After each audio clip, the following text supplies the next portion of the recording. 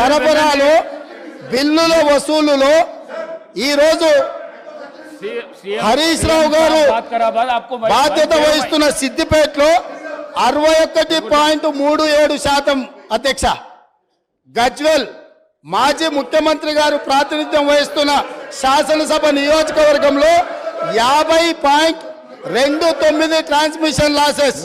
ఇప్పటి వరకు అక్బరుద్దీన్ ఓవైసీ గారు ఏదైతే చెప్తున్నారో హైదరాబాద్ సౌత్ నుంచి 43% ట్రాన్స్మిషన్ లాసెస్. ఈ రాష్ట్రంలో అత్యధికంగా విద్యుత్ వినియోగం చేసే దాంట్లో, బిల్లులు ఎగవేసిన దాంట్లో మొదటి స్థానం సిద్దిపేట ఉంది, రెండవ స్థానంలో గజ్వేల్ ఉంది, మూడవ స్థానంలో హైదరాబాద్ సౌత్ ఉంది. ఈ ముగ్గురు లీడర్లు 10 సంవత్సరాలు తెలంగాణ రాష్ట్రాన్ని పరిపాలించి విద్యుత్ బకాయిలు చెల్లించక మొండి బకాయిలల్లా సిద్దిపేట, గజ్వేల్, హైదరాబాద్ సౌత్ ఉన్నది అధ్యక్ష. ఈ రోజు మొత్తం విద్యుత్ రంగమే దివాలా తీయడానికి, అప్పుల పాలు కావడానికి ఈ 3 ప్రాంతాల నుంచి బిల్లులు చెల్లించకపోవడం వల్ల ఈ రోజు ఈ పరిస్థితి దాపురించింది.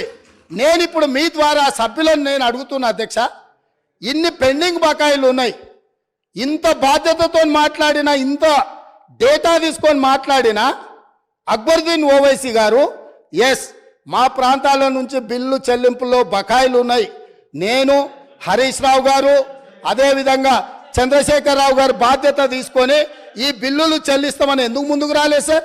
ఇది పద్ధతే సార్? అదేవిధంగా స్పీకర్ సార్, అదేవిధంగా స్పీకర్